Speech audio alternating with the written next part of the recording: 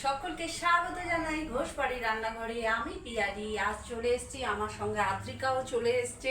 দুজন মিলে আজ আমরা করব আমার হাজবেন্ডের আবদারে ইলিশ মাছের বেগুন দিয়ে পাতলা ঝোল। কাঁচা লঙ্কা আর বেগুন দিয়ে সর্ষে বাটা ছাড়া জিরে গুঁড়ো দিয়ে আমরা তৈরি করতে চলেছি ইলিশ মাছের ঝোল। তাহলে দেখে নেওয়া যাক আমরা কিভাবে ইলিশ মাছের ঝোলটা তৈরি করছি।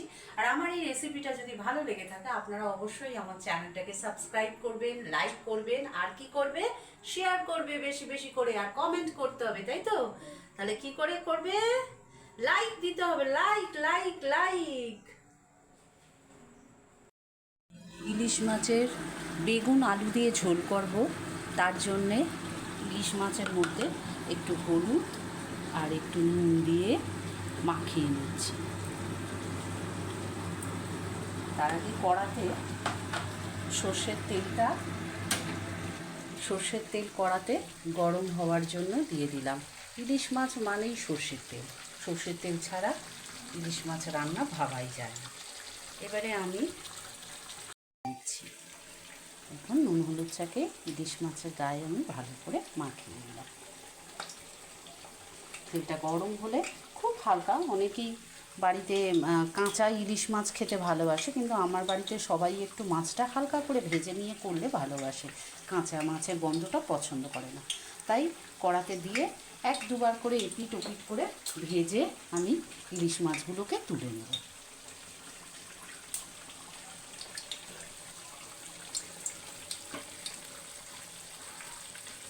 তেলটা মনে হচ্ছে গরম হয়ে গেছে, এবার আমি একে একে মাছগুলো ছেড়ে দিচ্ছি।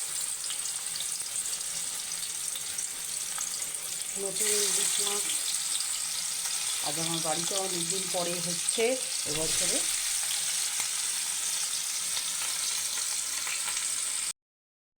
দেখুন মাছগুলো হালকা করে ভাজা হয়ে গেছে, এবার একটা একটা করে আমি মাছগুলো তুলে নিচ্ছি।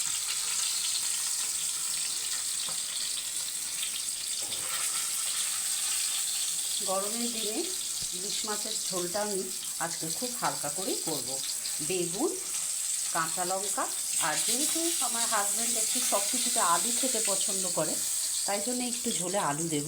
নইলে অনেকেই আলুটা বাদ দিয়ে শুধু বেগুন দিয়ে মাছের ঝোলটা করতে পারে।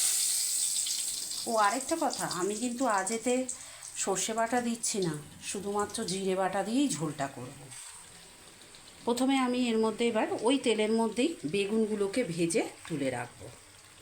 বেগুনগুলো ছেড়ে দিই,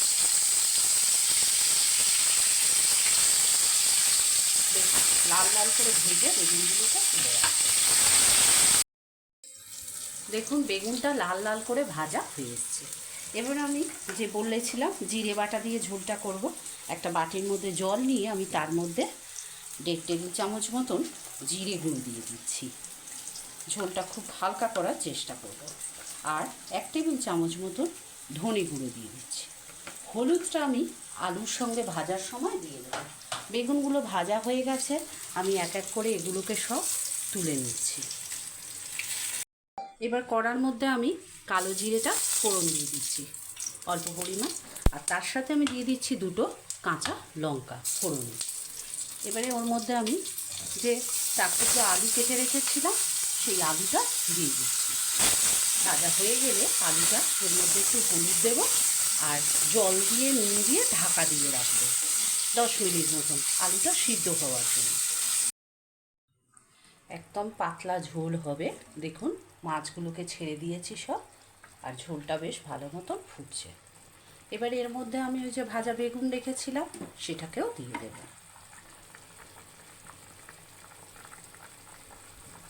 গরমের দিনে এইভাবে পাতলা করে ইলিশ মাছের ঝোল খেতে আমার বাড়ির লোক খুব ভালোবাসে, তাই আজকের এই পদটা তৈরি করব।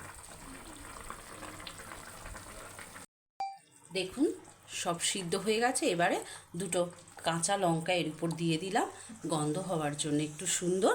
এবারে আমি আমার ঝোলটা নামিয়ে নিয়ে গরম গরম ভাতের সাথে পরিবেশন করব।